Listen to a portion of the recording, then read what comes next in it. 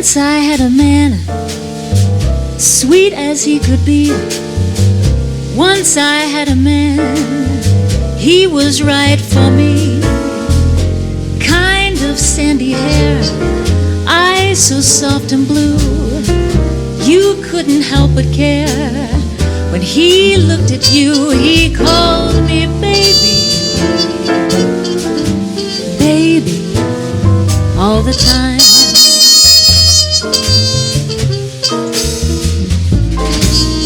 He said, baby, can't you see? Baby, understand. You're the one for me. Won't you take my hand? But I pushed him away. I wouldn't let him near. I pushed him far away. Now I'm wishing I could hear him call me baby. Baby, all the time.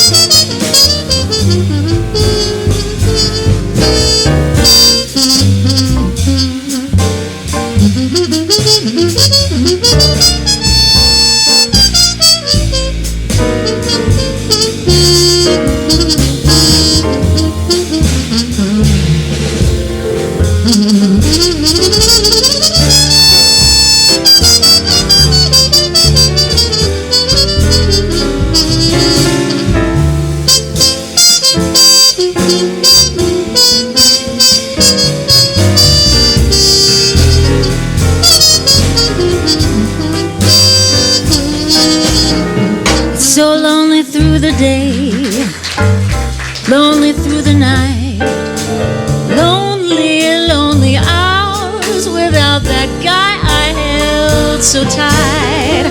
Lord, I pray that you will listen to my plea.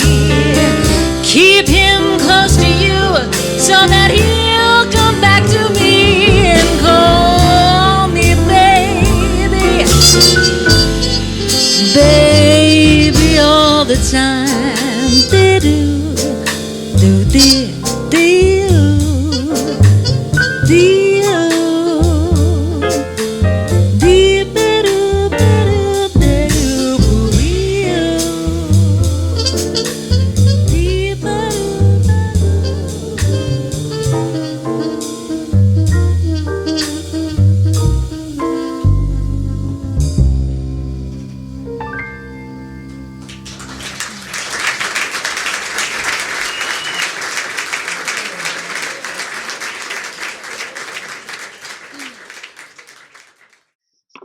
Hi, BG. Hi. How you doing? How you doing? I'm doing good. How are you? I'm doing good. The weather's been nice, and it's been lovely. Beautiful. It's been lovely outside. I was just thinking a little bit ago about all the cool things we've been doing to occupy our time.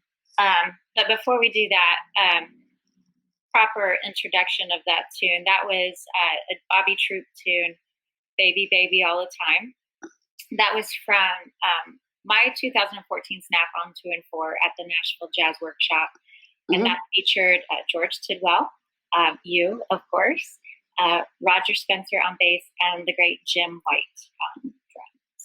So, and that was a lot of fun that night. We had a big time. So, and anyway, so we have, I'm pretty proud we are doing the movie nights outside now. That was kind of fun to start that, wasn't it? With the projector and the projection screen really outside. Our first movie we watched, what was it called? It's called Holiday. Yeah. Right? Cary Grant and Barbara Stanwyck. Right? No. Katharine Hepburn. Katharine Hepburn, yes. It was marvelous. It was very fun. It was cute. It was nice to sit out under the umbrella, and we had a bottle of wine and had our feet up in the chairs. I know, right? And the weather was really good because you didn't have to have air conditioning. It was just night, and we've got lights in the backyard, and it's just kind of nice. It is nice. It's just something different. Nice way of entertaining ourselves, and relatively inexpensive to do so. Yeah, that was kind of fun. That's true. And you've introduced R2D2 into the world. You want to tell everyone about R2D2? Oh. This is a product placement, right? Yeah, sort of. I've been putting this off for years because I hate to vacuum. And I bought, first of all, a vacuum with the mop attachment. And it was so heavy and so hard to use, I sent it back. So I finally got my dream, which was the little Roomba. It's not a Roomba. It's everybody. That's like saying Kleenex. Everybody calls it the same thing. True. But it's really fascinating. My cats are fascinated. They follow it around the whole time, and I think Quigley, the little one, he likes to ride in the grocery cart. So I think I'm going to teach him to ride on it because he's always game for stuff. And but it gets every nook and cranny in the house, including the low pile rugs that I have. And it's fun. It's just, and then it goes, when it gets through with everything, it makes up its own route, because if it hits something, it goes somewhere else. And once it's finished with all the rooms, it goes trotting back into under the dining room table over next to the wall, and it clicks into the base and starts charging itself. So I don't have to do anything. I highly recommend it to all of you. It's fun. Yeah. It's nice for everyone who hates to vacuum or sweep, as I grew up calling it. Hoosiers call it sweeping, even though it's a vacuum. Anyway, yeah, the weather's been just kind of unseasonably cool for August. Right now we're recording this in August. I don't know when it's going to air, but and the surprise lilies are all up. It's just nice. It's been a nice. It's been pretty. And speaking of nice, we have 4 very nice gentlemen joining us this evening. Is there anything you'd like to say to set this up a little bit? Well, all 4 of these guys are old friends of mine. We all are musicians, and I'm so proud. I've got Quigley here. Honey, you can't get on the screen.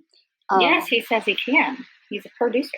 Anyway, George and I go back to 1963 or so when I met him, and Denis came in later, I think in the early 70s, and then Jack came in a little bit past that. He was at Peabody studying music and computers, I guess.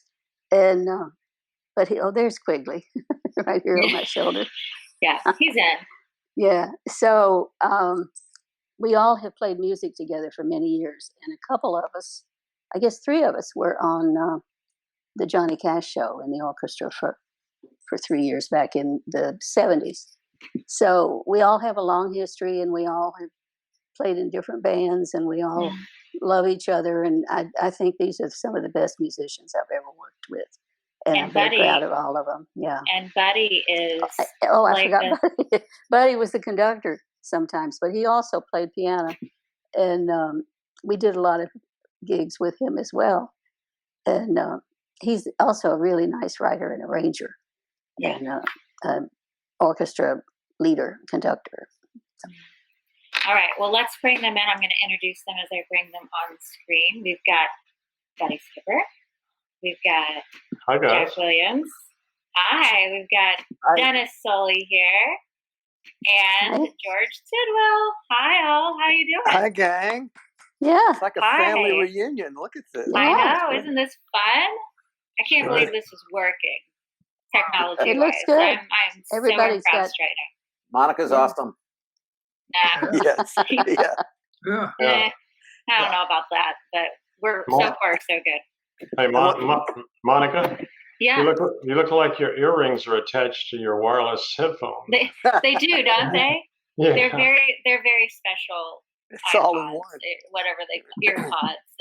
I had them bedazzled before. That's good. Yeah. It's nice. Now that we're all on the screen, I can see none of us look any older at all. It's kind of amazing, really. I know, right? And I am Maria of Romania. You remember that? Okay. But everybody does look good. Yeah, it's so good to just see faces and thank you all before we get too far into this. Thanks for doing this. And I have to josh you all just a little bit. Usually people are, when we invite them on the show, they're like, yeah, of course. What can I do? And the next day I've got all more stuff than I need. And, they're so eager. And I had to beg you guys to do this. You're a total pain in the ass.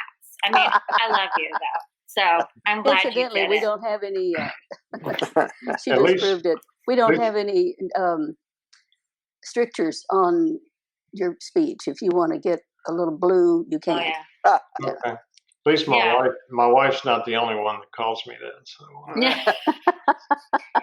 No, there is something so. Everyone that we've had on the show has been so cool, and I think there's a reason that BG picks certain people, and but there is something really special and nice about having to drag people out of their shell a little bit because they're humble and modest and all of that. But yeah, you need to get over that stuff for a couple hours. We got lots to talk about. Yeah, we're going to ask you lots of questions. Well, so let's tell them a little bit about. Just a little thing about some of the people that have been on. Sure. That we like. The first one was we had Delbert Clinton on and his wife, and then we had Tamir Hendelman. Yeah. And we had Clifton Davis. Clifton was on. Clifton Davis, yes. By the way, he was great. We have the trio has an album out with him pretty soon. I guess. Coming out and, in a couple of, well, it'll be out by the time this airs, so it's out. And Laurie Meacham and I have a song on there. Yeah. She wrote the lyric. She wrote the melody, and I wrote the lyric. And he just sings the daylights out of it. It's just really wonderful. Yeah. And we had Dirk Blocker, who is on Brooklyn Nine-Nine. He's an actor. He's the son of Hoss Cartwright on Bonanza. Wow. Dan Blocker. And he's he had a good interview. He said his dad let him go to the shoots every day from the time he was 3, and he learned how to act by looking at all the other people and stuff. He's a really, really nice guy, good actor, and his wife was on with him. We exchanged recipes, and it's fun. It's all you can go. It's a very funny show he's on too. And you guys, all of these are on YouTube. So just go on YouTube and watch to your heart's content. And they're free to watch. They're free to share with others and tell everyone you know. But cheers, everybody! Before we get to much further, it's a pretty nice occasion here. What's everybody drinking this evening? I see a stout or something there, Denis. What do you got? I'm drinking Guinness. Yes. Oh Lord! I forgot that you like Guinness. Should we slow him down a little bit, buddy? Nah. Drink up. Yeah. And Jack, you were pouring some nice wine there earlier. I noticed. A very nice Malbec. Nice. There you go. Nice Malbec. Very good. We've got. This is a sangria. Ooh, good. It's homemade. We make it here. Oh, really? Yeah. Oh, it's awesome. How do you make it? Sangria. Well, we found a recipe online and kind of modified it some, and so it's just awesome. I put mixed Lambrusco and blackberry liqueur and Tuaca Italian liqueur, and put some cranberry juice in it and some fruits, and it's really, everybody's just knocked out. Be right You're over. fancy over there. Very fancy. Does it go cheese dip okay, buddy? Well, I got the wine glass, but I got the And I'm drinking, this is imported from Ceylon by the Thomas Lipton Tea Company. Ooh. I Very mix nice. it with a little local citrus and a little package of useless chemicals to make it sweet. Okay. I'm kind of proud of it, really. Yeah. Well, cheers to a wonderful wonderful night of reminiscing, and we have. I want to hear what y'all are up to. Obviously, we have a couple of surprises for you. Some things that surprise. But are you all? Is everyone doing okay at home and getting used to this quarantine? As I guess as good as you can get used to a quarantine. Y'all doing okay? Every day is a new start.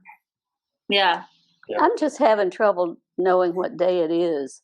I have to pick up my phone in the morning, so it'll say like Wednesday the 22nd or something, because we do. One of the things that gets me messed up is Monica is very cognizant of all the things, all the germs that you can get from all kinds of stuff. And so when she comes in the morning, she gets my mail and my paper, and she brings them in and she puts them in a basket, and I can't read them until at least 24 hours has gone by. Wow.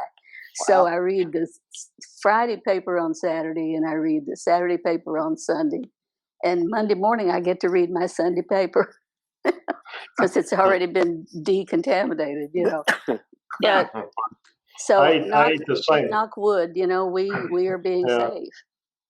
I ate the same thing each particular day of the week, so that keeps me. It's cereal on Monday, and it's a hard-boiled egg and a slice of bacon and an English muffin on Tuesday, and it goes on and on like that. That's good. If it weren't for my pill case, I would never know. Mine too. I have to fill my pill case up. I dread the day when I ask Siri what day it is, and she says it's Wednesday, August the 5th, or is it? Or is it? One of my friends sent Oh, me, no. and he sent one the other day that said, do you remember when you were a child and when you put on your little underwear to go to kindergarten, they had the days of the week on it, printed on them, Monday, Tuesday, Wednesday. Yeah. And he said, why don't they bring that back for grown-ups? Yeah. Because none of us can figure out what day Especially it is. retirees. Yeah. Oh, Yeah, exactly. That is so true. Wow. Yeah. Yeah. We've had mornings where I'll come down. Sometimes I stay here with BG, and sometimes I stay at my house, which is nearby. And I'll come down the stairs, and she'll say, "Good morning," and I'll be like, "Just so you know, today is Tuesday." That'll be like the first thing out of my mouth, just to make sure everybody, everyone in the room is aware. Today is Tuesday, I believe. So whatever. Well, it's we just have to keep trying to do the right thing, and maybe someday we'll get out of this mess. Mm-hmm.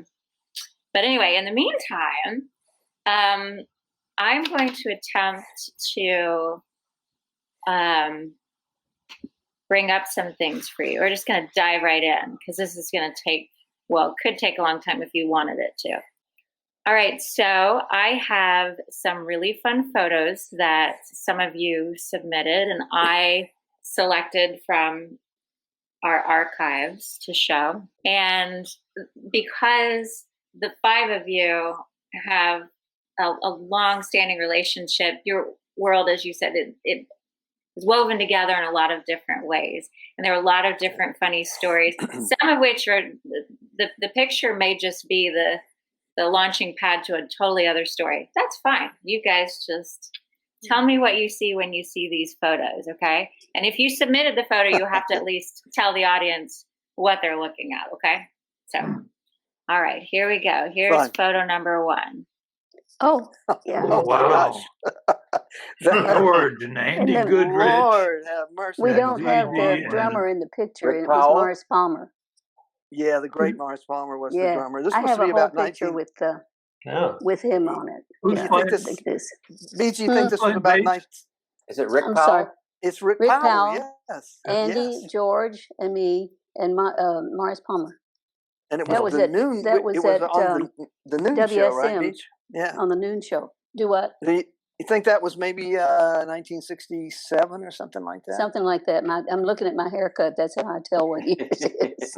Your bank. Yeah, and it was 67 because this band opened for Cannonball when they came to town. Remember? Wow. Oh, yeah. At Yeah. War Memorial.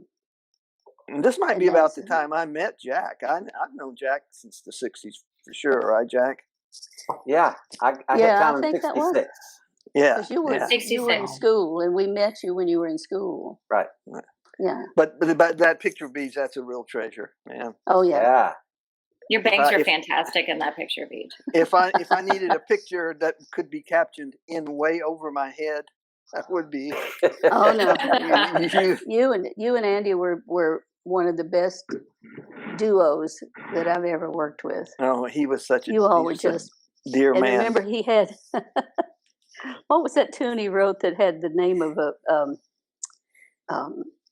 dictionary writer, and he changed the name of Webster's Dictionary, and he it was said, Funk and Wagnalls. yeah, and he said, it's we better change it from Wagnalls to Mr. Funk, because that's what it is. It's That's like right. funk blues. It was some kind of a pronunciation thing. Yeah. Yeah, it He was was really cute. he was a funny guy, brilliant Yeah, guy. he was. He really was. All right, you ready to see another photo? So yeah. Oh, yeah. Sure. Okay, here we go. There's Quigley. Oh my God. Hi, honey. We don't need to George? talk about that too long. Where did you get this? You This- gave it to me. You sent it to me. Okay. Yes, Well, you did. This was something from when I was my last year in high school. I worked in a drugstore, and I was already working as a musician a little bit in Memphis, and I was already adding like and man to almost everything I did. And there was the a first guy. step. There was an entrepreneur guy, buddy. I don't know if you would remember this, but there was Rexall drugstore out on the corner of White Station and Poplar. White Station Road in Poplar. Yeah. Anyway, I worked there, and there was a guy who owned a real estate thing. And long story short, it was the time of a couple of TV shows where there was lots of sort of hippie talk or hep cat talk. Yeah. 77 Sunset Strip was one of them. Mm. So he got it in his mind that he could make some money by publishing a beatnik dictionary. So he came to me, the only person he knew that knew that knew that a car was a short and Right. a house was a crib or whatever. So I wrote this stuff down thinking I'd never see it again. And he paid me $100 for it or something. And then he sold them for like 50 cents a piece in Playboy magazine. Wow. And he made about $50,000 or $60,000 on them in Wow. in 1961 dollars. Wow. So Wow. What did we learn from that experience, George? well, if you're going to be published, you need an agent. That's true. Teenage- And musicians have no business sense. That's Yeah. right. Yeah. That's That what one I too. learned. Yeah. One I good had to get idea. very old to find that out. All And right. now I'm as mercenary as everybody else. Now let's see if we recognize this handsome fella in this photo. You ready? Mm-hmm. Ah, Wow. Look at that. that's That's good. That's a lot of Is music. that Buddy? that's you. Yeah. Is it Beachy? Is that at one of your sessions, you and Billy? Or is that something I don't different? know. I have no idea. That's from the second of our and Jack, believe it or not, is somewhere hidden in that picture. Mm. Well, all I've of it- actually got. I'm gonna go right to the other angle Wow. of that. Yeah, we all played on this. The Oh, direct to very- this section. Yeah. Barry McDonald. Oh yeah, that's the director disc. Yeah. Wow. So one of the nice Right, pictures yeah, I on the wasn't on album that. jacket was that picture of Buddy shot from over his head. Wow. Thank you for submitting that. Yeah, it's like- I've never seen that one. That's fabulous. Really?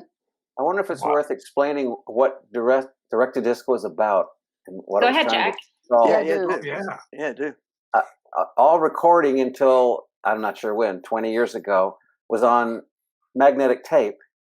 And the recording was done by organizing the little molecules on the tape. And there was a certain amount of randomness in that Mhm. process. And that randomness came out orally as hiss. So there was always tape hiss. Mhm. And so the idea of this, to get around that, was to go into a recording studio, run a wire down the alley over telephone poles, Yeah. several doors down the street, to a mastering lab where they actually created the disc. Mhm. Oh, So there was no tape involved. So Right. we would record a whole side of an album with this disc being cut at the time, mistakes and all, and that way there was no hiss. And Was of course, there a wow. was now, there a stylus to cut the disc? Yeah. Yeah. Okay. I mean, I don't understand the process. They were cutting the master on which the vinyl records would later be, from which Yeah. the vinyls would be pressed. Right. Huh. And I so remember- then along came digital, and hiss was gone, and What's going we all looked kind of There silly. was, But yeah. one of the big challenges of that process was we had to do the whole side of the album in Oh. one shot. Right. Yeah, it was like live. It had if Yeah. you had to, if there was a screw up on any one of 3 or 4 tunes, whatever, Mhm. you just jumped the whole thing and started over again. Oh wow. Bill And like Justice said yes, sorry go ahead, about Peach. that they had gone back to 1940 technology because Right. it was the Yeah, same right. thing, Mhm. you know. Hmm. And for the woodwind players, Denis, for instance, and Billy Pewitt was on that, and Mhm. Skip Lane. They might have an entirely different set of horns to play on Mhm. between the tunes. So just a tiny bit of Yeah. tune. Yeah. I would Oh my I would say gosh. I like to say about that album though because I produced a little bit of it. One of the greatest arrangements I ever heard was one that Jack did on there. Just a beautiful thing. Yeah, he was a good writer. And Still is. on the previous one that we did, Buddy wrote a beautiful chart, and all of these guys just played wonderfully on it. Oh. It was difficult, and they just stepped up. It was great. It's a great memory. Fun Do you all project. have access to whatever that was? Did it get saved or what?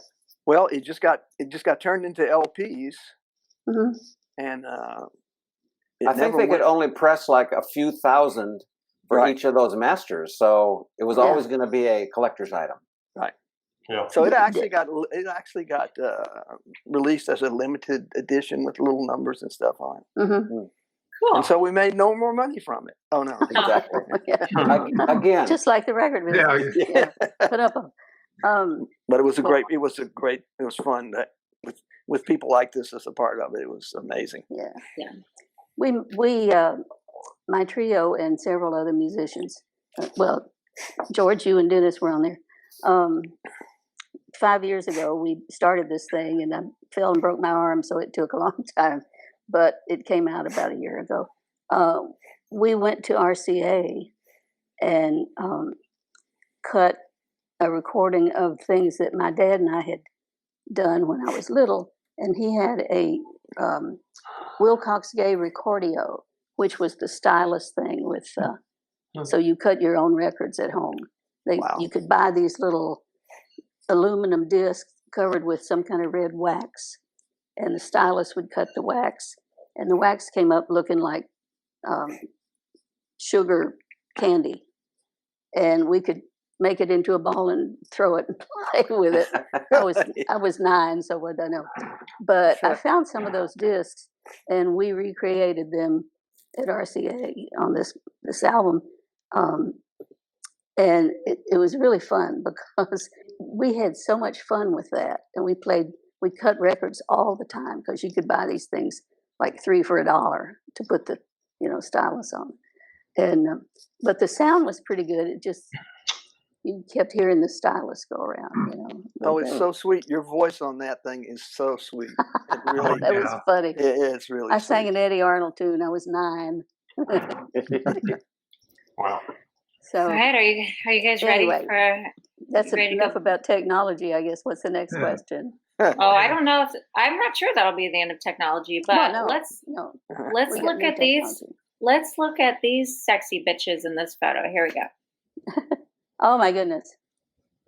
That's Axelrod, right? yeah. probably, yeah. That was I see before. Jack and Bill Harris. Man, yeah. That was Is that- before Sweet is that- Thunder. Is that John It was Donald Axelrod. in the middle? Yeah, I was going to say, Yeah. it looks like John Darnell. Yeah. It is, and that's me on the end. Wow. That was a great band. I remember hearing you guys It at was, the Exit yeah, it Inn was with- good. You with Alex Harvey, right? You guys worked with Yeah, him. yeah. Oh, that was a great band. They are sexy looking, though. Good, no question. Well, the reason is that picture was taken by the great Slick Lawson. Yes, he was. Oh. Wow. And Now, there's I bet each of us has over 150 stories we could tell about Slick. Mm. That is a whole nother show, Jeff. No, stuff Yeah. I was gonna say we should do a whole show on Slick Lawson. Wow. That would be pretty We'd fun. have to Oh, get that's Roy good. Blunt Jr. Mm. to come talk to us too. He's right. written a book about him. Yeah. Plus, his career started with Beegie as a Well- photographer, Yeah. right? As a photographer, well, he came here. You were his muse. Oh, please. He came here and he was a bass player and I think Trombone a player. Trombone. trombone player. Yeah. And he taught school here in Franklin. He was the band director for a couple of years. And we did a lot of gigs together. And he was the string bass player on a lot of cocktail hour things, One time we were somewhere down here playing in a high school gym for a dance. And the piano that I was on, which they had brought out from under the stage, kept having little problems.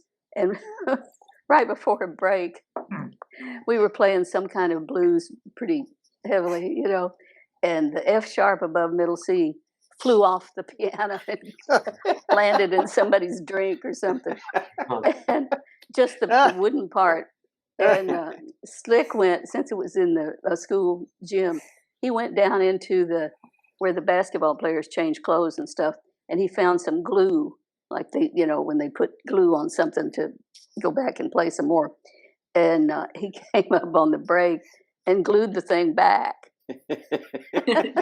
And we finished the job with all this glue and stuff. funny. Every once in a while, I'd have to just go like this. That's funny. But he was always doing stuff like that. He had stories we giggled all the time. Everybody did around him. He was just one of a kind. Yes. Did you guys ever record with that Axelrod group, Jack? Or Not that I remember. Uh-uh. That was such a good band. I remember John played viola some, right? And Yeah. it was a great band. We played honky tonks with Alex. That's right. Alex made his own clothes. His mother taught him to sew when he was little. And, yeah, I never knew and that. so this was in the 70s, and he liked to be eccentric in his clothes. So he would wear caftans made out of brocade and stuff like that. Yeah. And the rest of us just wore whatever, jeans and things. Aww. But he got in trouble a couple of times because he was driving the band bus and he got stopped for speeding, and they made him get out. And when they saw what he had on, they were like, "We got us some hippies here. We're gonna have to put them in jail." Right. Oh my gosh! But we had so much fun with that band. It really was. Well, here's another photo, band photo, promo photo. Oh yeah. Same Right. bunch That one too. with Orsolia was the singer. That was Oh Orsolia. yes, my gosh! Right there on the left, on the top. What Yeah, a boy, great she was a singer. good singer too. Mhm. She was. I've lost track of her. I knew her for a long time. She was really a successful jingle singer. And Oh yeah, yeah. Buddy, do you happen to remember one time we played a gig with her I want to say it's in a garage. Maybe it was under a carport. And we had written, I think you and I wrote some horn charts. Yeah. Carport. And we were outside playing this stuff in the neighborhood. It was iffy. Iffy. Well, I love Bee Gee's hat in that photo. I wish I had a hat like that. Super cute. They were all pretty styling. Yeah. Well, I was living my second childhood, I think, through the 60s. That's good. Everybody was dressed like that. I couldn't do it when I went to work on television, which I did a lot back then. As a matter of fact, one of the executives came down from the roof at WSM one day. I had on a miniskirt doing the noon show, and he asked me if I could just dress a little more appropriately. No kidding. Wow. I didn't do anything about it. I just said thank you very much. Good for you, Beach. Hold your ground. Hold your ground. Okay. All right. Let's check out these fellas here. Buddy. Oh, wow. I've seen that one on the internet lately. Yeah, that's great. And Phil Forrest is just to the left there. Yeah, Phil. So, yes. Yeah. So it's Buddy, Denis. Phil? Yeah. Who's next to Denis? Buddy Phil. in the foreground and Denis in the middle. Yeah. I don't know who that is. Down on the end, George? There. Playing some. No, I can't tell who it is either. Looks like a girl. Playing alto. Yeah, it does. It does. It looks like Randy Ford. Well, many of us did, though. Might be Randy. Well, Randy. I don't know. So that would have been the Jazz Machine, I guess, right? Yeah. Dave That would have Converse's been a band. Jazz Machine. Yeah. But What year was that? Around? who knows? I was playing alto, which I did very rarely with the Jazz Machine. Denis had lots of hair, so. Yeah. Not much on top, though. It's like carbon dating. Picture back. There wasn't much hair there. It is, Jack. That's right. You pull a hair. Considerably. More or less. I guess that was sometime in the 70s. Maybe 70, mid 70s. Yeah, probably, mid to late 70s. That was good. Now what about this one? Oh yeah, 1978. Yeah. Denis and I, our band that we had then, and I guess that was one of the first jazz group records out of Nashville. Yeah. And that was with Dave Converse Dave producing. Converse produced Yeah. We did that at the famous Sound Shop, which is now gone and turned into something lesser than that. And we did it. The great Randy Goodwin played piano on it. And Bill Harris played drums. And we had a ball doing it. And we did it in a couple of days, I guess, right, Denis? Yeah. Yeah. And then we got rich and no. Wait, no. But we really had a great time, and I feel fine about it as a representation of who we were in those days. Oh yeah, that was about 1975 or 6, I guess. So it was 78. We recorded that. Yeah. So before that, George, you worked on the Cash Show. Yeah. Jack, didn't you work on the Cash Show? I did. Yes. And I thought it was great and Bill Harris, and I love Bill Walker because he always, once he had somebody in mind for a particular seat, he would always hire you. So I got so much work from him. Yeah. It was just wonderful. And I got to be rehearsal producer on that show. So I stayed a couple of days ahead of time before the orchestra came in. Yeah. And I got to meet so many people. I mean, Peggy Lee, I got to sit and have coffee with her, and Mama Cass wanted to sing. Oh, wow. At lunch intermission, she'd come over and say, do you know this tune or that tune or whatever? And she'd sit there on the stage with her feet dangling, and she would sing. And I met Louis Armstrong again.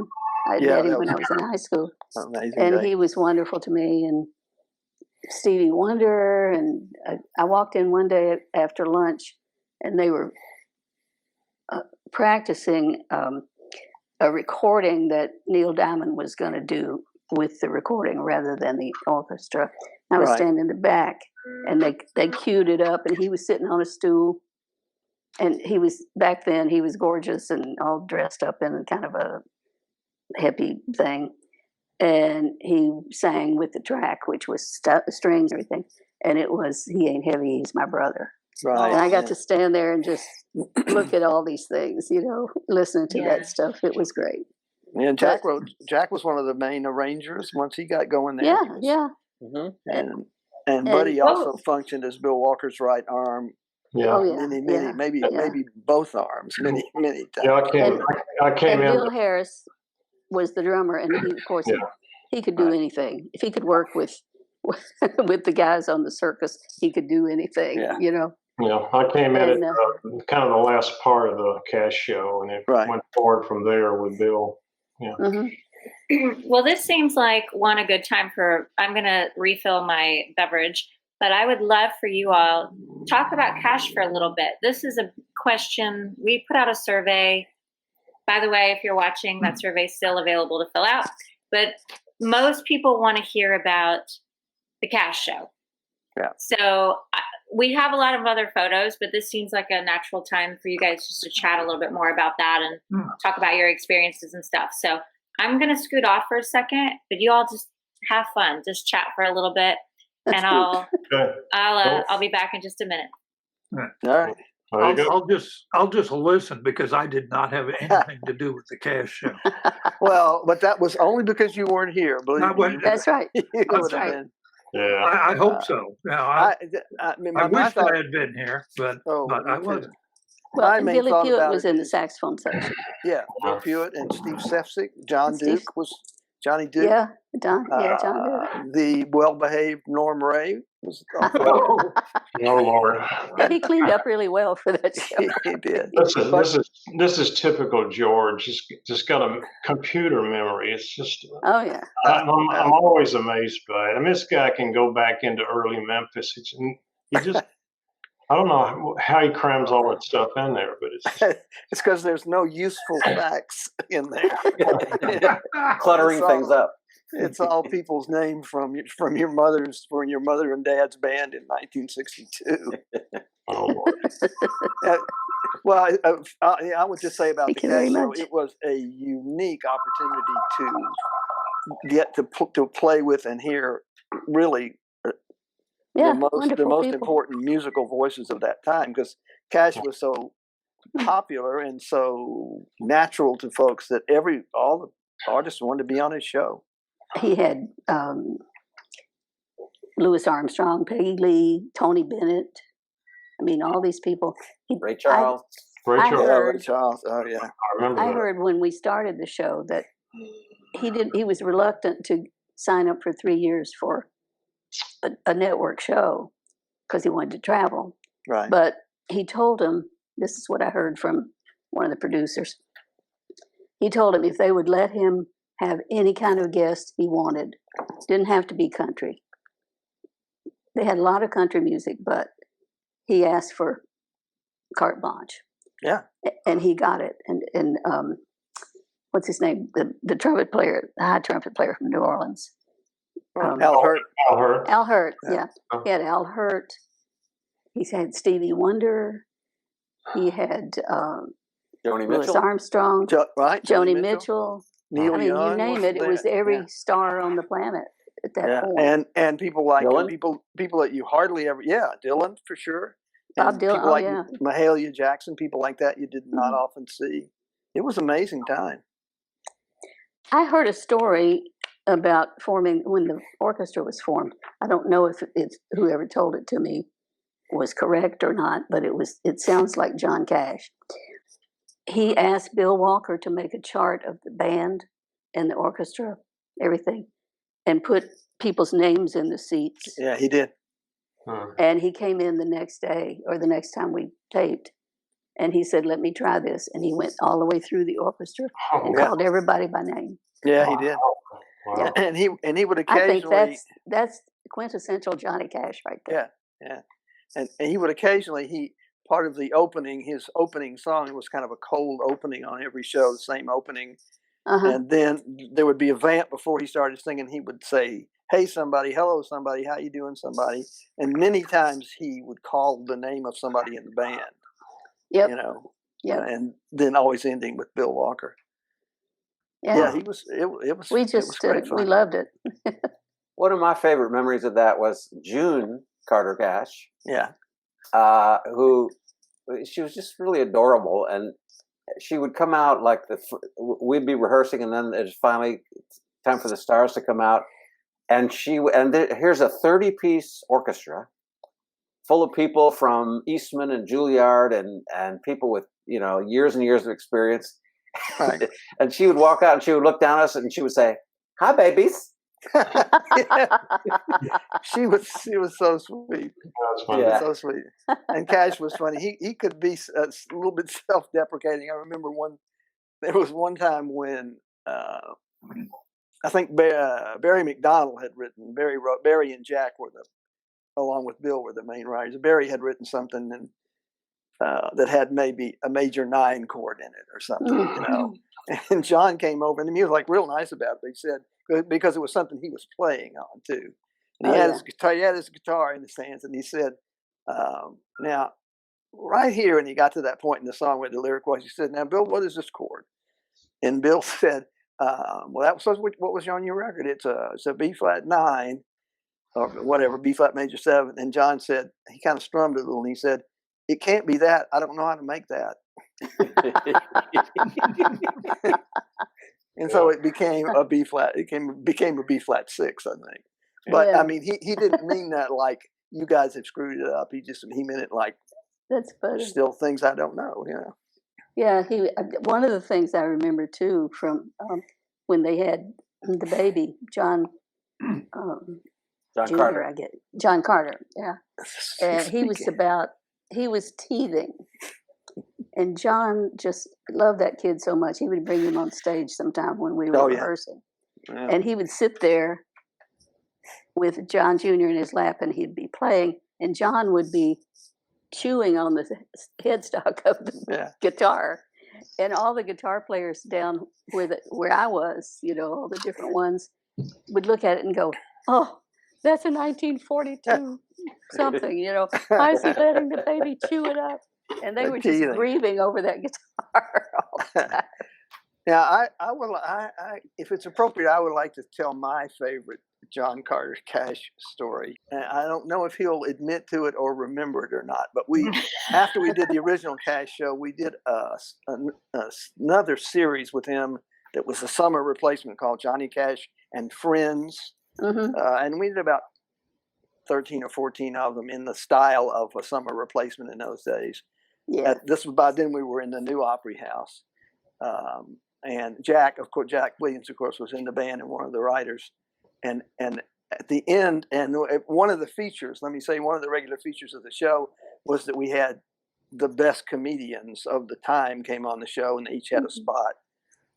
And one particular guy was there every time, and then they had a couple of others. And then as a wrap party after the show, they had a big party at the Cash's Lakeside House in Hendersonville, Tennessee, which had a huge terrace outside on it.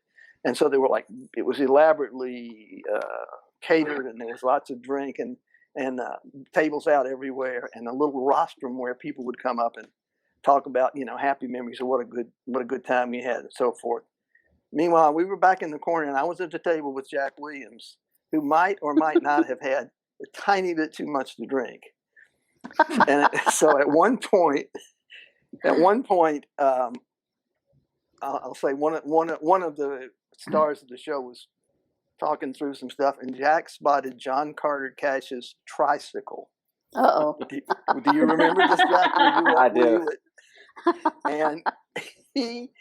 And I said, so John Carter must have been about 5, I guess. So however big a 5-year-old child's tricycle was. But Jack somehow, whoops. Oh, we just. George just took himself I did out. that. I did that. I didn't want to hear the story. What was in that beverage, George? Jack, this is your chance to tell your side of the story. That's all I'm saying. Well, Here he I comes. actually kind of do remember that.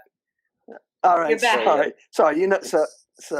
Okay. So anyway, he hopped on the tricycle. What's in that Lipton there, buddy? What are you drinking? No, I'm trying to charge my phone at the same time, and it didn't work. So he's riding around, and in this back corner, everybody is laughing like crazy, taking the laughter away from the guy who was speaking at the time, who was Steve Martin. Oh my Oh, goodness. really? Really? I didn't know that. Yeah. Oh. I mean, it's just one of my funniest, happiest memories of all those people. Seems like it'd be a hard guy to upstage. You kidding. did Jack. fine. Good John job. Carter's. Yeah. Wow, I didn't know that. No, it was just so funny, so good. Oh, that's great. That's great. You stole a child's tricycle, buddy. I think I left it there. I don't know. I don't think he took it home with him. No. Okay. Oh, All right. I haven't. now- These are ones I haven't heard. This is the best. Any other Cash memories coming to mind? All I can say about it was I was a country club gig player up until I got that job, and it gave me so me much too. credibility. Pretty much. It really kind of had a big part in launching my recording session career. So Yeah. it's a big deal for me. Yeah, it was it great was for for all me of us. too. It was a great credential, but it also was just a ton of fun. Yeah. Yeah.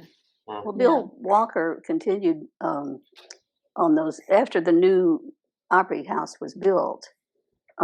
They started doing things like the Kraft Music Hall All right, yeah. and things with Perry Como.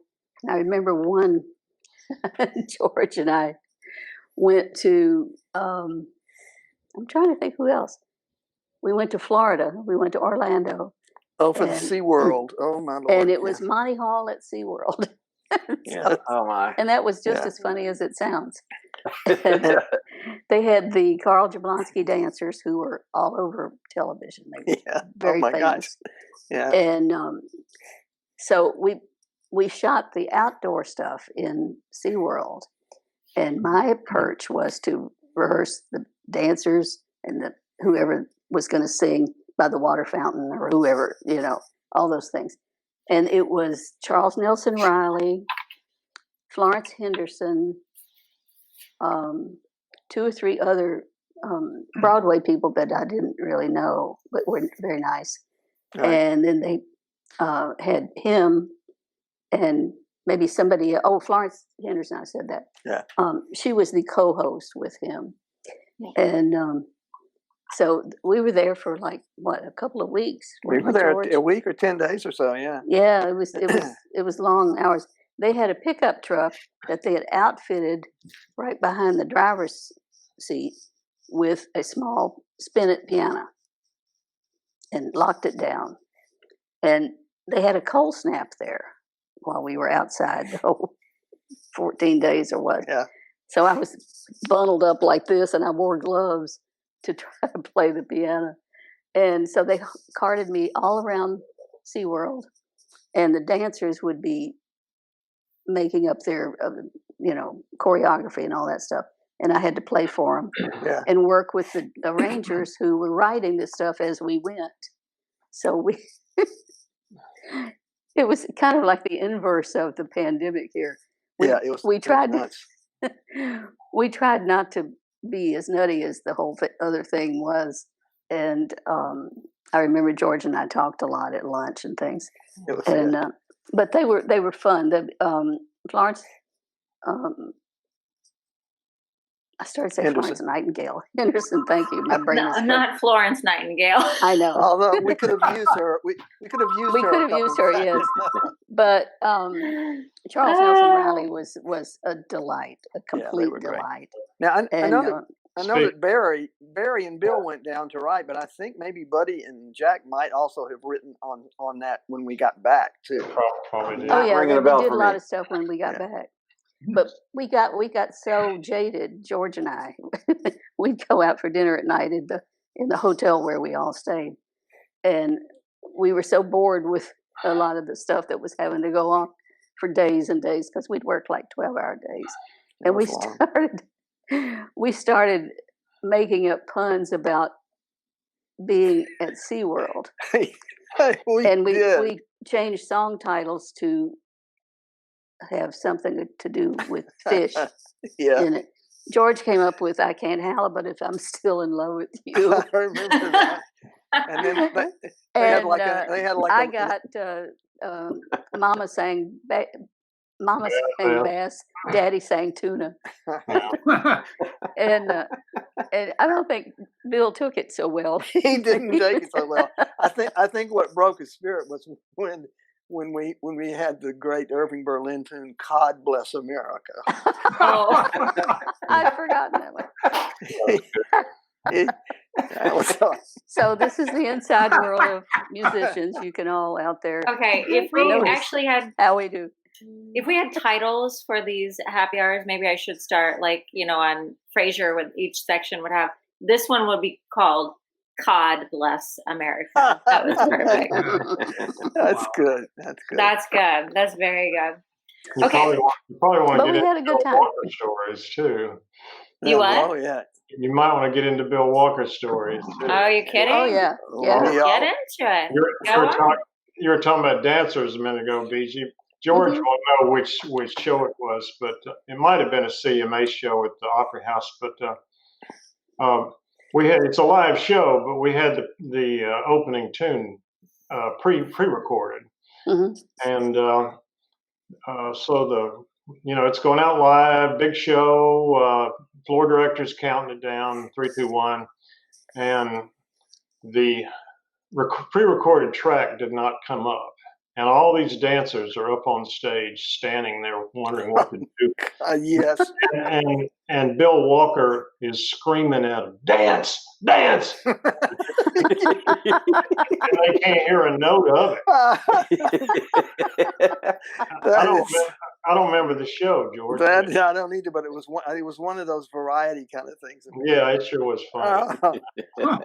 Finally, he got the track up in the orchestra, and we started playing. So they had something to listen to, but it was pretty crazy. I can't praise him enough for all he carried us through and got us through.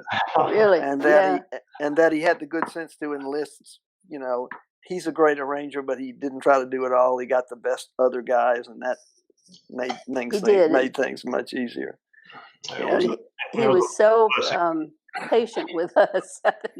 It would be like running a scout troop or something. We were all just silly, Yeah. But yeah, he's a nice man, and he's a wonderful writer and arranger, and He was He was awfully so good to us. so good. Yeah, that's the word. He was so good to us. Yeah. And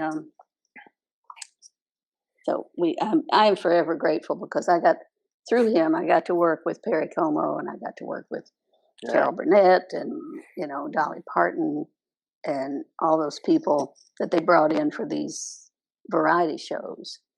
A lot of times people say, "Did you ever work with so and so?" And sometimes I made a record with them, but almost always the answer is, "Well, on television, I did." Yes, yeah.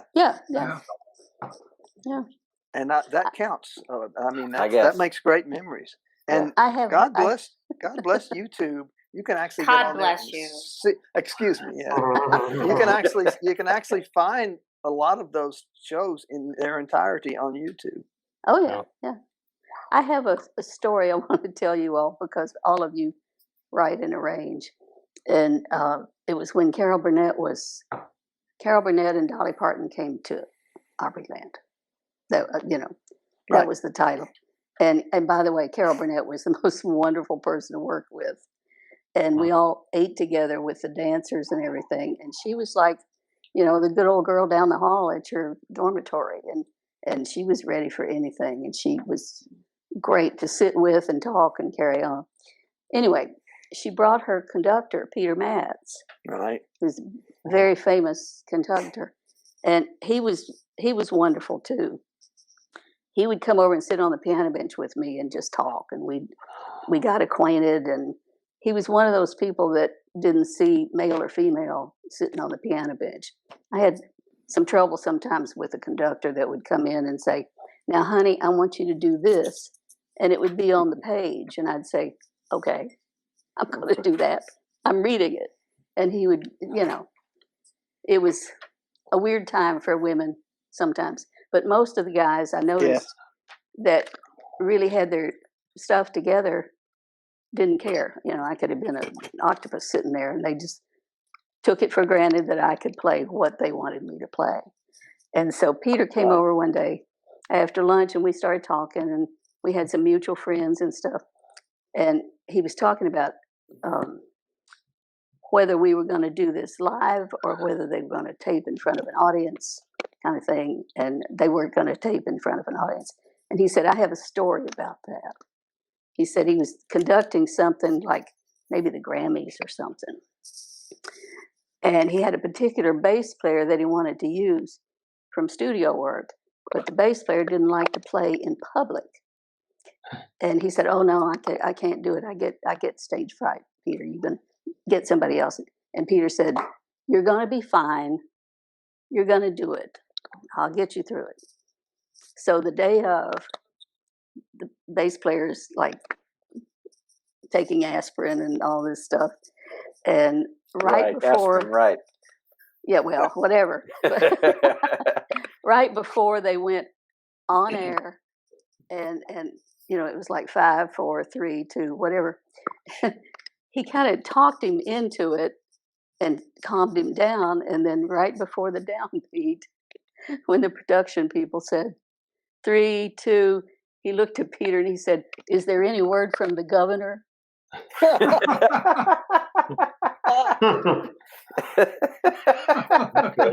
I love that. That's good. Yeah. So I got to work with Earl Hagen and Jack Elliott, and they were all so funny and smart, and just it was great. Yeah, that's a good. George, you were with me and several other people. I don't know, Jack, were you there when we did the GRAMMYS back in the 70s? The only time they allowed it to be in Nashville, so I recall. Right. And it was and the GRAMMYS themselves were in the big theater next door.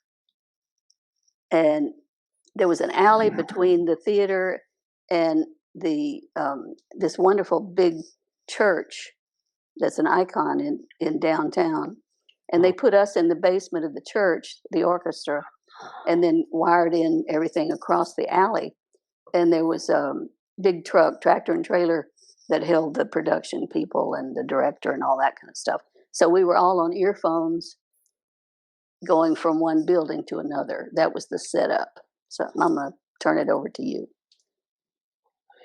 Well, I mean, I just remember how odd it was, and I guess in retrospect, that's become the way they do a lot of those shows. But we were in an entirely different building and Oh yeah. didn't have much good sense of it. But I just remember it being fun until the smoke machine went crazy, and that's kind of the most famous thing about. That's what everybody remembers about. Do you that know show. what Jack Elliott said? No. Oh, the punchline is the killer. Because Freddie's Dead was the song of the year. Right. And I can't remember the name of the artist, but he had several guitar players and stuff. And we were looking at a screen and listening, and the smoke machine went crazy. And it started coming up this way.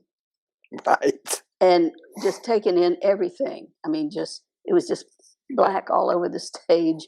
And the guitar players were coughing and saying, "What's going on?" and all this stuff. What is that guy's name?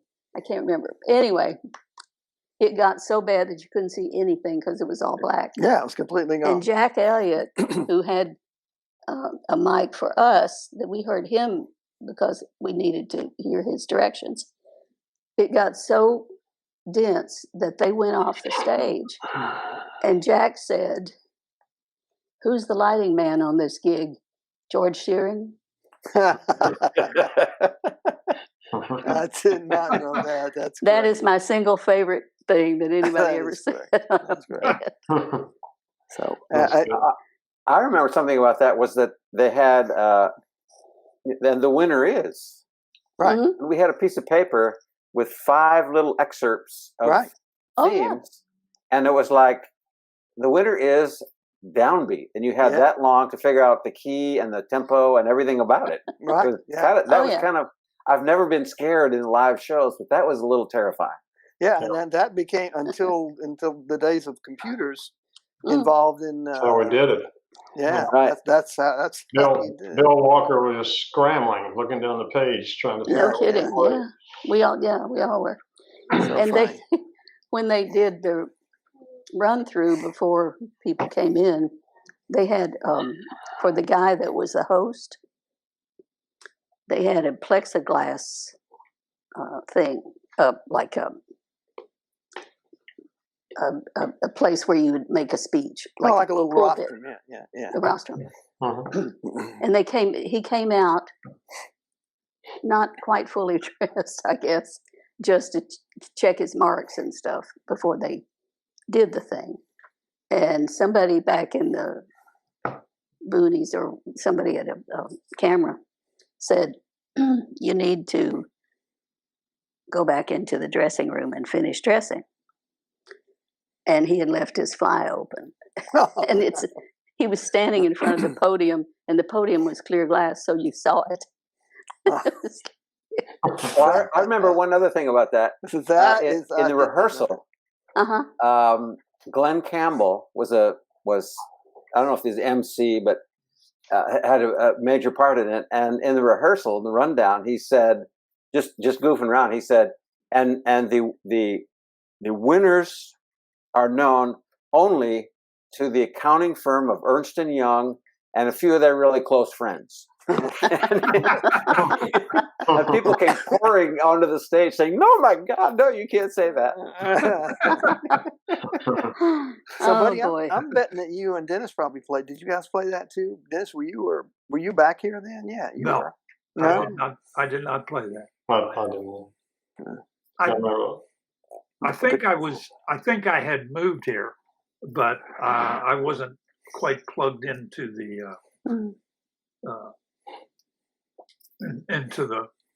those calls for those kinds of things yet.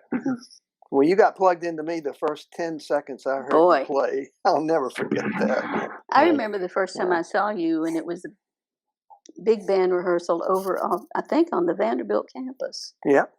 And you came in and sat in the section, and I remember, I don't know who the rhythm section was. It could have been Jack and Bill, but I remember thinking and saying, who is that? Who is Yeah. that saxophone player? You know. Yeah. And I remember it very distinctly. Agreed. That And- sounds like it was and probably still one you of play. Mary McDonald's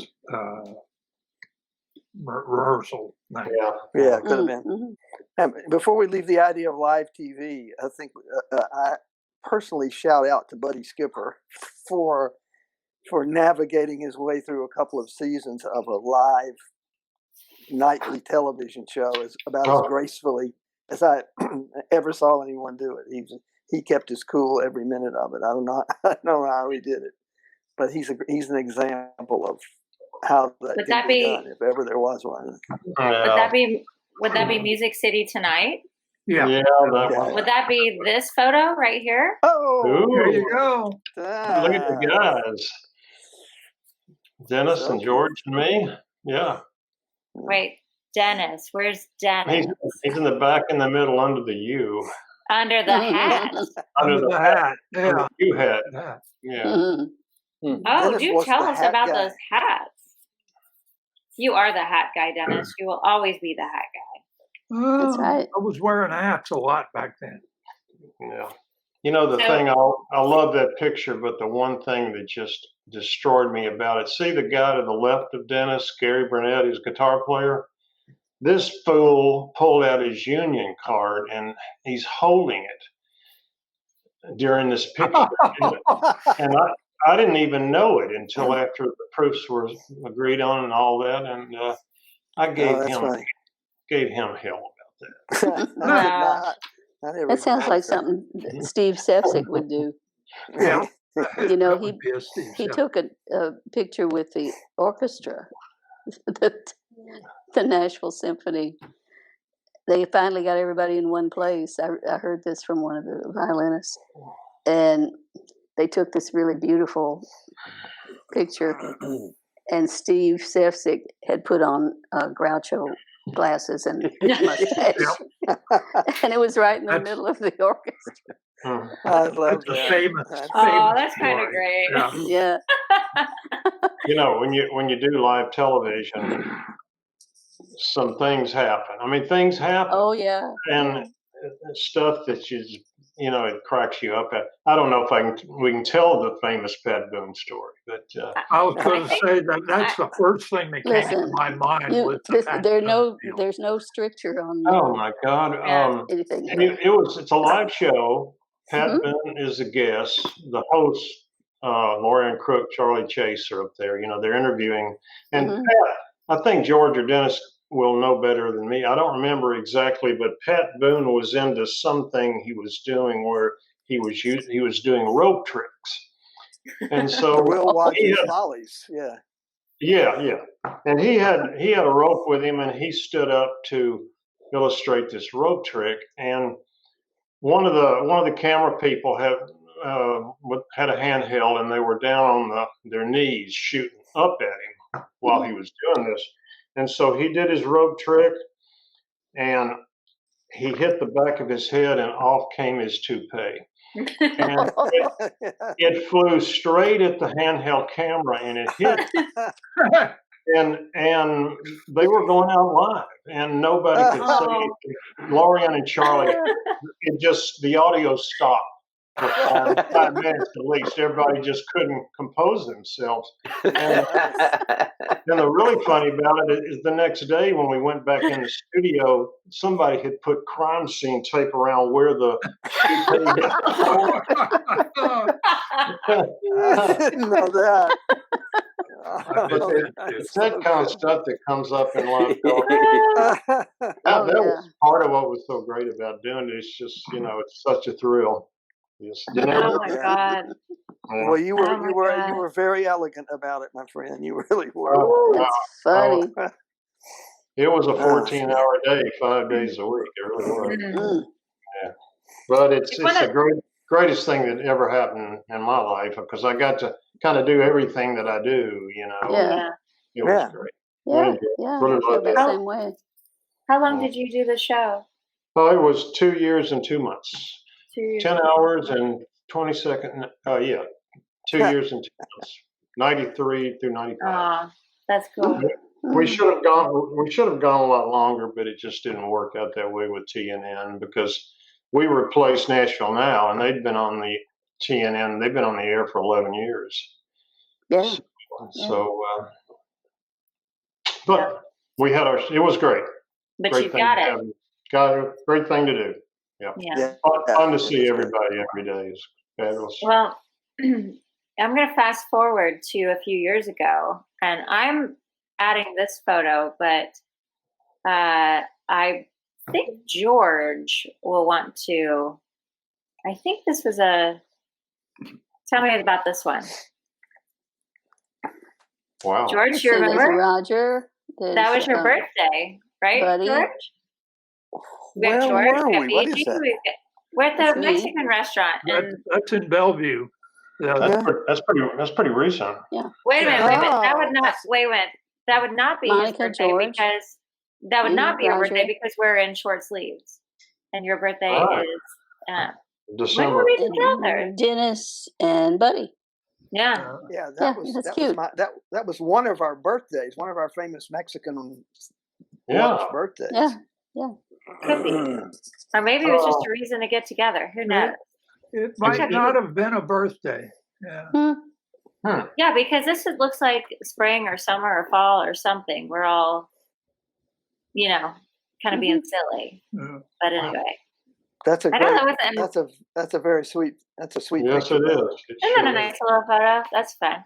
Okay, here's Yeah. one. Ready? Yeah. Ready? Here's another one. Here we go. Denis. Oh, boy. Oh, Get down. Uncle Yeah. Dennis. Get down. That's Jazz Machine. And that's who? Alan Steinberger on Yes, piano yes, in the yes. back there. yeah. What year was this? Oh, probably around 1980, maybe 81. Yeah, Okay. maybe so. So, now how long had you been back in Dennis. town at this point, Denis? Oh, I had been since like 74. Okay. Yeah, Here's yeah. Dennis Okay. was one of the main solo engines of that band for sure. Yeah. we lost Fiji, so give me 1 minute, please. I'm not quite sure what Uh-oh. happened. Give me 1 second. Our numbers are declining. From sextet to quartet in 10 seconds. Oh, one thing that Monica had mentioned, just little anecdotes that I had thought about was how sometimes when you're listed as a credit, on a recording, Right. and your name gets read and totally butchered. I remember one time some DJ played a recording. I think it was on MOT, one of those student DJs. Right. Oh yeah. And they listed the names of all the saxophone players, and they absolutely totally butchered every one of them. Right. Scooby Dill, yeah, Max Dav, I don't know, that was. I can't remember how they butchered all of them. Well, George, But- didn't you go under the name of Flu Gellhorn for a while? I did. I did. I was published in the newspaper as Flu Gellhorn. And that was with Bee Gees band. Was it? She sent them a blurb. They asked her to send them the names of Yeah. and instruments of all the players. So she sent me in as George Tidwell, trumpet and flugelhorn. And they thought instead of a quintet that there was a sixth guy who was Flu Gellhorn. They spelled it like that. capital F-U-L-U, capital G. But I had They a called you great one. Denise Solee. Oh, you told me about that. Some Denise. DJ at Yeah. one of the Memphis radio stations. Yeah, and she waxed on about how great it was to hear female musicians, female saxophone players. This Denise Yeah. Solee. Way to represent the ladies there, Yeah. Denis. Yeah. No kidding. Yeah, and then And then I had a great one. I'm sure I told you about this, Beach. I was playing a gig with Ray Stevens several years back, and we finished the show, and some guy comes running up to the stage, and Ray had introduced everybody in the band. He mentioned everybody's name, and he says, "Are you Denis Solee, the one that plays with Bessie Adair?" Thank you a lot. I've got with Bessie Adair. I got another story about Denis, which I love because it's like Dave Barry says, you can't make this stuff up. We did an album back a ways called Sinatra on Sax. Oh, right? yeah. So it was all Sinatra tunes with my trio and Denis, and he was the star. And then underneath it said with the Beegie Adair Trio. And on the bottom of the CD, it said Songs of Romance with saxophone and Sinatra. Okay, so it goes out in the world. And my manager and I went to St. Louis. There is a big record store there, and they have people come in and sign autographs, and sometimes they have little concerts inside the building and all that. So we did a weekend there, and so we went to do the thing with the people coming in buying the new record. And they set up a little table for me. I had some coffee. They opened up the thing so people could come in and have their records signed. So we did that for a while. And then this little old grandmother, I mean, she was really, really elderly. She was very nice. And she had a couple of little grandkids with her. And she said, "I just love your music. We just love the trio and everything." And she had a pretty good stack of records. And she put them out, and they were all, things that we had done, the trio. And then she brought out Denis's record, and she put it down, and she said, "I don't like this one." And I said, "Oh, I'm proud of that record. Denis is a wonderful friend. He's a wonderful saxophone player, and it's a very mellow record. What is it you don't like about it?" And she said, "Well, it has saxophone on it." So I picked up the record and turned it around to her, and I said, "It says Sinatra on sax." And she said, "Yes, that's why I don't like it." Yeah, right. And I said, I couldn't make any sense out of it.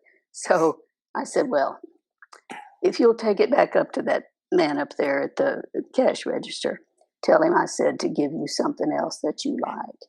And she said, "Well, I wish they would just tell us when it's going to have saxophone on it." And it was in big letters across the record. You can't make this stuff up. Possible. Yeah. Why on earth would somebody not like a Denis Solee album? That's No just kidding. insane. No kidding. No taste whatsoever. No taste, whoever you are. That's you have no the basic question. That's right. Okay, I have more photos. Can I share some more photos? Oh, yeah. Sure. Fun. See how we're worried about not having anything to talk about? You're chatty Cathy's now. Here we go. Look at this one. Oh, we're having fun. Whoa. Look at that. Oh my gosh. Look at that. That's George on the left. That's the singer. Yeah. That's you. Mm-hmm. That's not me. That is so you, BG. That is so you. What the hell happened to my hair? When you sang, are you kidding? Are you serious? You were singing with the jazz machine. Hey, wait a minute. That's what I say when I see this picture too. What happened to my hair? Both of us. Well, I can't remember what I was singing. Because there's several other pictures. My mind was on Janis Joplin. But there are a couple of other pictures from that concert where it's clearly you. You and Bill and I and some people went to see her. Remember over at the fairgrounds one time. Janis Joplin? Yeah. I don't remember that. Yeah. That was the same night he stole John Carter's tricycle. He I doesn't must have been. I was still recovering. It might be. Okay. Hey, George, what is this one? Tell us about this one. Yes. Tell us. Oh, that's just, did I send you that? It's obviously a band ID. Like, I don't even know what you call it, something that costs 10 cents. Now you get laminated on cords and stuff like that. What we got on this tour, like the little, what looks like a staple at the top is just the back of a safety pin. And so you safety pinned it to your clothes. But it had the reason that I think it's funny is that when we were doing this, 72 was kind of on the cusp of let's look like hippies, no, let's don't, the kind of thing out in the society, Yeah. So most everybody that was on this tour had long-ish hair, or in Ronnie Tutt's case, very long hair and somewhat eccentric dress, and so that little tag was like the great normalizer. You kind of kept it in your hand, and if you walked in a place and people started going like, oh, we got to get these guys out of here kind of thing, you would put that on, and it calmed everything down, You were the VIP like all of a sudden. Yeah. You should have seen Ronnie Tutt's look back when he was a vocal group leader at Pepper Tanner Studios in Memphis. When I worked there, he had a flat top hairdo and wore a little 1-inch long tie and short white shirt with a little tie every day. Strong look. Yeah, totally buttoned up. Yeah. Great jazz drummer, big band drummer. Yeah. Okay, I have a few more photos. Can you all hang? Sure. Can you? Sure. I mean, we've got photos and we have Q&A, so we've got some things. But let me get through a few more. Here we go. Sure. Here we go. Now I have. This is all five of us, as I think. Wow, look at that. Yeah. I've still got that sweater. I think it was a George birthday party, but I'm not sure. I think it's Denis and my 50th birthday party. Yeah, right, buddy? was it RCA and that was which was engineered by our dear friend Buddy. Yeah. Yeah, and Jeff Steinberg, two of us. So Denis got a toolkit, and George, what did you get? I forgot. I got a copy machine. Copy machine. There you go. Yeah, it was fantastic. Yeah, and we were all there. Yeah, eating and drinking. It was such a sweet event. That was really fun. Yeah, it was. We had the famous RCA B or RCA A studio. Yeah. Right. Yeah. That's where we did the album that I did with Grover's hat. Yeah. Grover's hat. Right. Yeah. Well, yeah, we did a dummy session at another studio and had the George and Denis and several other horn players over there, and it was, I think, Warren Peterson might have been the engineer, and he was the manager of RCA at the time. Neat. And we faked equipment problems, so we moved over to RCA, and all these hundreds of people were standing there waiting on. It was really great. It was very, very sweet. It was good. It was a Sunday afternoon. Yeah. And everybody was there. Yeah. Very sweet. Buddy, you're a schemer. I like that. He is. We should talk. Oh yeah. He is a schemer. I like to scheme a little.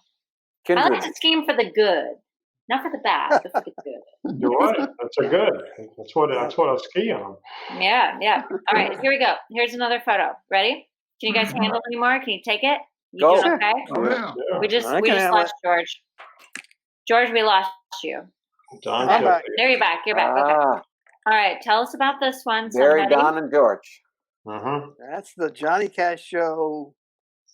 5/9 of the Johnny Cash show brass section. Myself and Don Sheffield in the middle, and Barry McDonald, and then on the front row trombones, Dennis Good and Gene Mullins. Is that Gene? Yeah, that's Gene Mullins. Yeah. And then back behind, you can't really see him under this because he's tucked up under one of the odd places in the Opry House, but Farrell Morris was right behind the brass section. Farrell. And we were there. So I miss Farrell Morris. that is the whole show for sure. And depending on whether it was summer or winter, when this picture was taken, it was either 106 degrees or 13 degrees. Yeah, that's true. They didn't have heat or cooling. Yeah. No, there was not much in between there. But that was You should have seen the green rooms. Ryman. That was our little tucked away spot there. Yeah. And the best thing that ever happened in that spot is the day that Louis Armstrong came over and told us how much he was enjoying hearing us play. That got me through. That got me through until this morning. Really. Yeah. So there are good memories. Neat. Good memories of that of place. Of course. That show. All right. Ready? Here we go. Oh man. Okay, that's Glenn. Is that Sweet Thunder? That's Sweet Thunder. Sweet Thunder. Yeah, Glenn on the left is singing. There's Jack in the back. Yeah. See Jack just over Glenn's shoulder with somewhat longer hair. Yeah. A little bit. And then the horn, you and Buddy. The great band leader, Terry, and then you and Billy Pewitt. Right. And I seem to have been singing, so I don't know what that would be about. And then there's Farrell again. Again. Oh, that's right. Who's that young chick? On the far right. Yeah. Right. Yeah. I see a BG, a young BG on the far right. I don't you see yourself with your long hair? That's the only time in my life I've been in the far right. To the right of Farrell. Yeah. It's the only time. It's the only time we're going to allow you to go there. But anyway, True. It's possible. We're singing the background parts to love the one you're with. It's very. Yeah. There you go. Yeah. Yeah, we did a lot of that stuff, and I played tambourine. And Jack did, and yeah, we all did about 2 or 3 things in that band. It was great. And Denis came along toward the end and played with us. That's right. When was that? Jack. That's where Jack played some great bass in that band. Mm-hmm. It was fun. Mm-hmm. I was in full Maine that time. You were yeah, you were very cool.